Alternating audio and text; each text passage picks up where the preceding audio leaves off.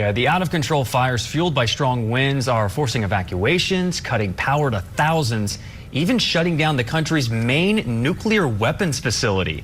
Texas Governor Greg Abbott has issued a disaster declaration for 60 counties. Don't like to hear nuclear weapons facility and high winds and emergency in the same sentence. The largest of the wildfires is called the Smokehouse Creek Fire. Get used to that being in the news for a few days. It has already burned nearly 400 square miles. And Scott, you said that is twice the size of New York City. Was that the stat you said earlier? We have a whole bunch of updates that have just come in the last few minutes. There's 5 fires, like you said. This raging out of control. The biggest one, that is that Smokehouse Creek fire. Want to get you the updates here. The largest one there, that's in Hutchinson County, just to the northeast of Amarillo. Okay, here's the new numbers. It has now burned through 800 square miles. That is 500,000 acres. This started yesterday morning. That is half the size of Rhode Island, 11 times the size of Washington, D.C. It is now the second biggest fire in Texas history, and it is still growing. It's burning the equivalent 150 football fields per minute.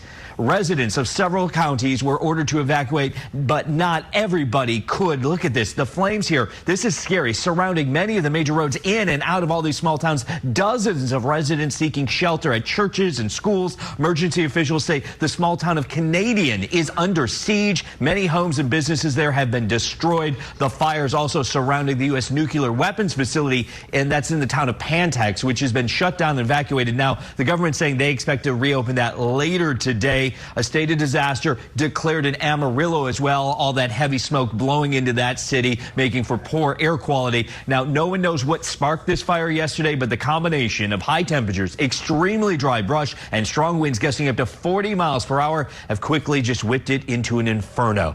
And those winds also pushed the wildfire across the state lines into Oklahoma. The Ellis County officials there urging residents to evacuate, but the flames also blocking roads in that region as well. Not just people, a lot of livestock out there. Take a look. These horses breaking free of their enclosure. They're trying to get out of there, running for safety down the road, trying to get away from the flames.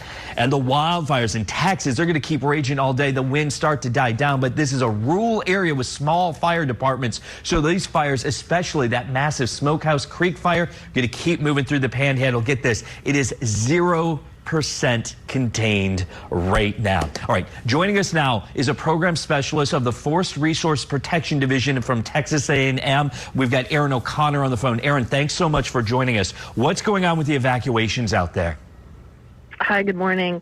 Yes, several of these wildfires have prompted evacuations across the Texas Panhandle. Okay, and specifically, let's focus in on the Smokehouse Creek fire. This thing is just exploding from yesterday to 500,000 acres today. Where are the threat risk? Where is this thing moving towards?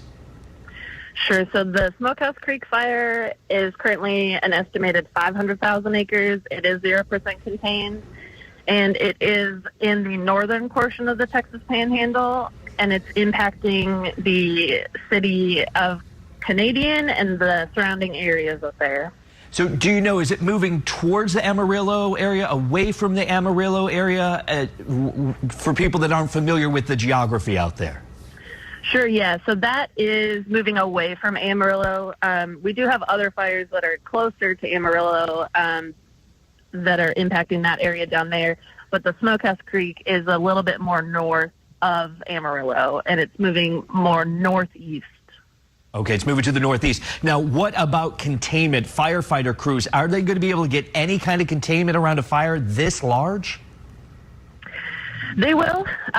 We're hoping that with conditions that are moderating today and tomorrow, that will be a great opportunity for our firefighters to get a handle on the fire, to increase containment.